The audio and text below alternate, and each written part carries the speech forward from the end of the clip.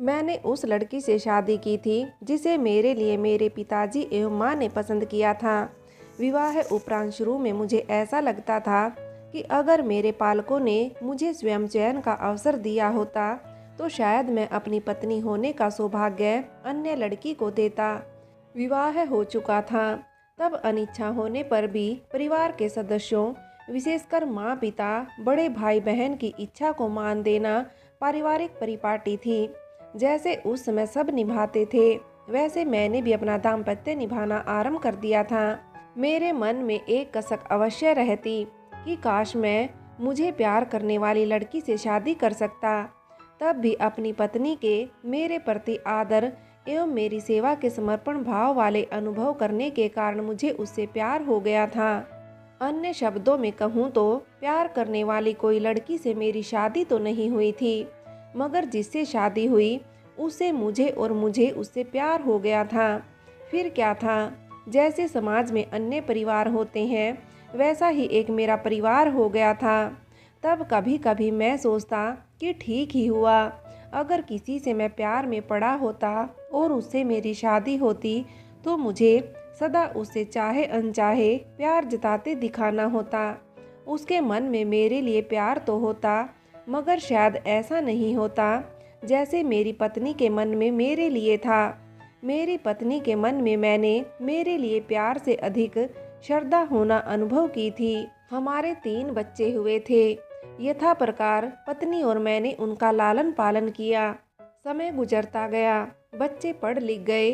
बच्चों ने हमेशा अपनी माँ और मुझे परिवार के प्रति समर्पित भाव से काम एवं सुविधाओं की फिक्र में लगा देखा था। इससे बच्चों में संस्कार भी अच्छे आ गए। वे हमें बहुत चाहते एवं हमारा आदर भी करते थे। वे योग्य हुए, उनका विवाह हुआ तो बेटियां ससुराल चली गई। बेटे ने अपनी पसंद की हमारे लिए बहू ला दी और 5 वर्ष बीते तो हमारा एक लाडला पोता और एक सुंदर पोती हो गई। कुछ समय बेटे एवं मेरी नौकरी एक ही स्थान पर रही तो हमें पोते पोती को खिलाने लाड दुलार करने का सुख मिल गया। फिर मेरी सेवानिवृत्ति को 2 वर्ष रहे, तब मुझे पदोन्नति मिली एवं मेरा स्थानांतरण नोएडा में हो गया। यहाँ मैं और मेरी पत्नी पोते पोतियों से दूर होने की उदासी लिए आए थे। मेरी पत्नी अब अपने जीवन में सब कुछ देख लिया था।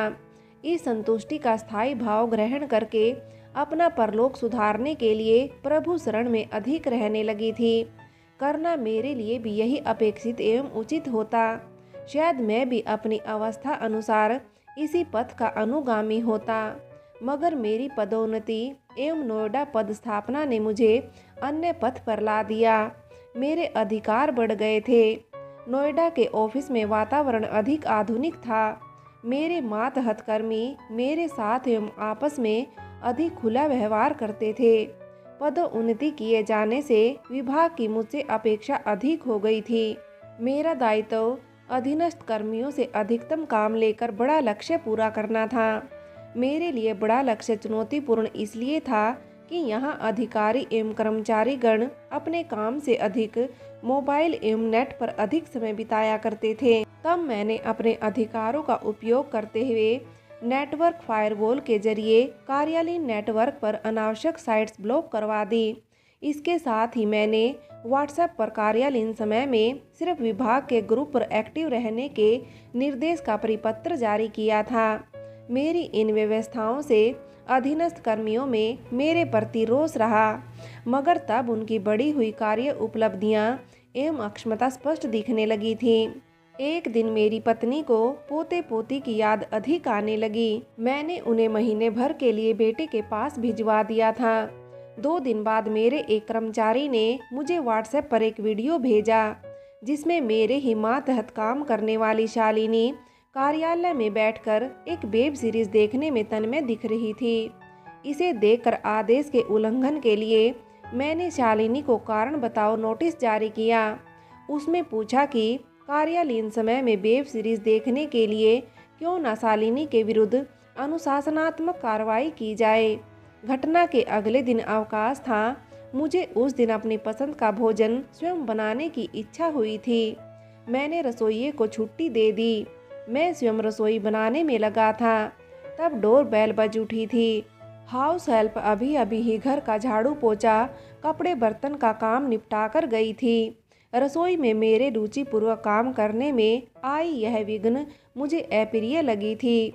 फिर भी कौन आया है यह देखना आवश्यक था। मैंने बेसिन में हाथ धोए एवं जाकर दरवाज़ा खोला। सामने शालिनी खड़ी थी। मैंने पूछा, शालिनी क्या बात है, मेरे घर का एड्रेस कैसे पता चला तुम्हें? ऐसे मेरे घर क्यों आई हो? शालिनी ने कहा, सर मुझे आपसे बात करनी है। मैंने उसे घर के अंदर आने के लिए नहीं कहा था।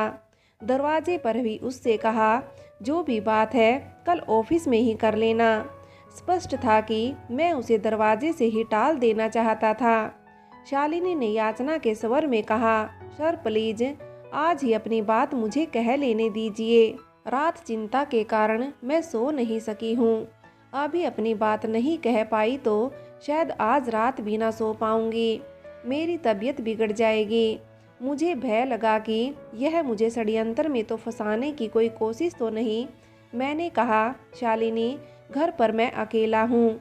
ऐसे में मेरा तुम्हें घर में बिठाकर बात करना उचित नहीं है। तुम्हारी जो भी चिंताएं हैं उन्हें एक दिन के लिए त्याग दो। कल ऑफिस में मुझसे बात करना। मैं संभव सहायता करके तुम्हें चिंता मुक्त करने का प्रयास करूंगा। शालिनी रुआंसी एवं निराश दिखी।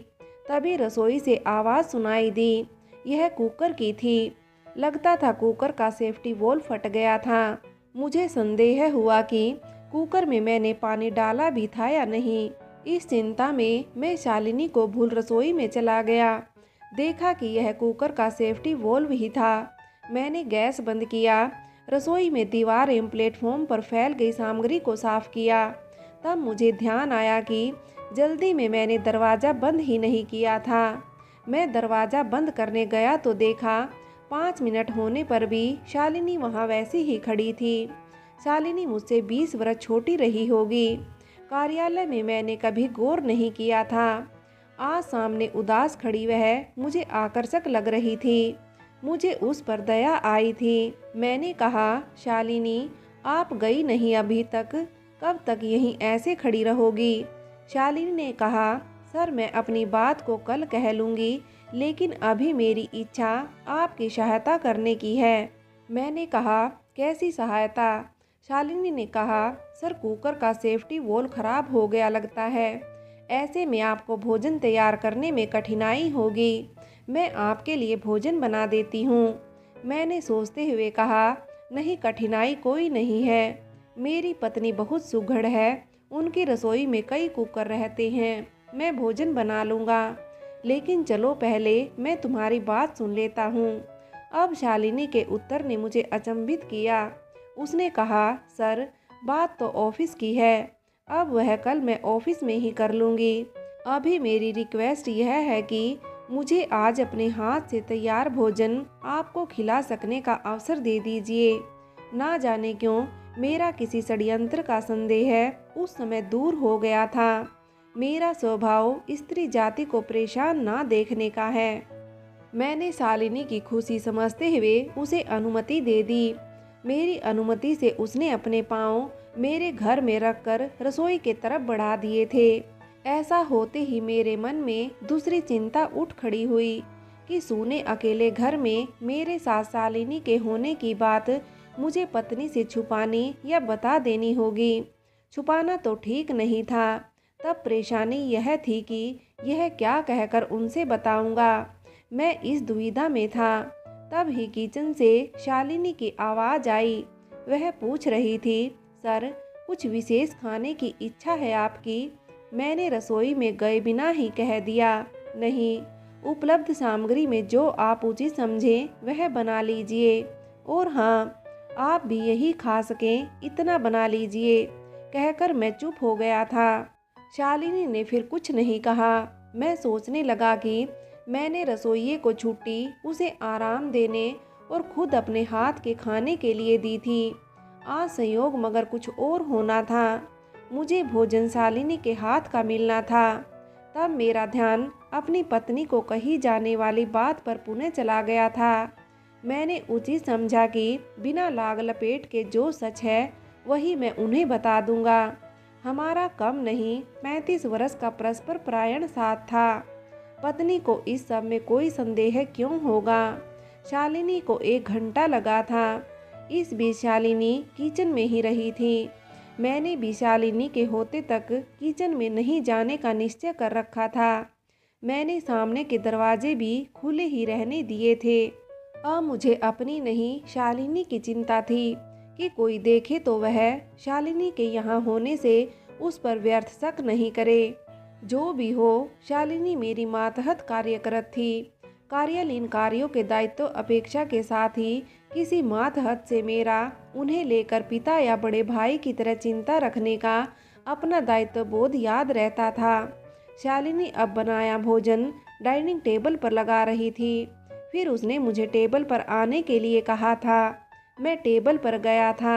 मैंने देखा तरतीब से लगाई सलाद के साथ पालक पूरी, बूंदी रायता, बेसन के चिल्ले एवं मीठे चावल टेबल पर सजे हुए थे। मेरे शालिनी से आग्रह पर वह सामने बैठी थी। फिर हम दोनों ने मौन रहकर भोजन ग्रहण किया था।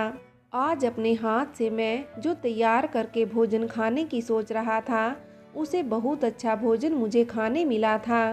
भोजन करने के बाद शालिनी ने ही झूठे प्लेट्स, गिलास आदि यूटिलिटी सिंक में रखे थे। उसी ने बच गई सामग्री फ्रिज में रखी थी। यह सब करता देख शालिनी में सुगढ़ता मेरी पत्नी जैसी ही लगी थी। मैं जब सोच रहा था कि बिन कहे कोई बात कैसे कह दी जाती है, यह शालिनी को अच्छी तरह से पता है। तभी शालिनी ने मुझसे कहा था, सर मुझे देर हो गई है, अब मैं जाऊंगी। मैंने धन्यवाद कहने की औपचारिकता नहीं की थी, मुस्कुराकर बस कह दिया था। तब विचित्र संयोग हुआ। जब खुले दरवाजे से शालिनी निकल रही थी, तभी दरवाजे पर मेरी छोटी बेटी पलक का अचानक पूर्व सूचना बिना आगमन हुआ था। फ्रेंड्स, आगे की कहानी के लिए कहानी का अगला भाग देखें।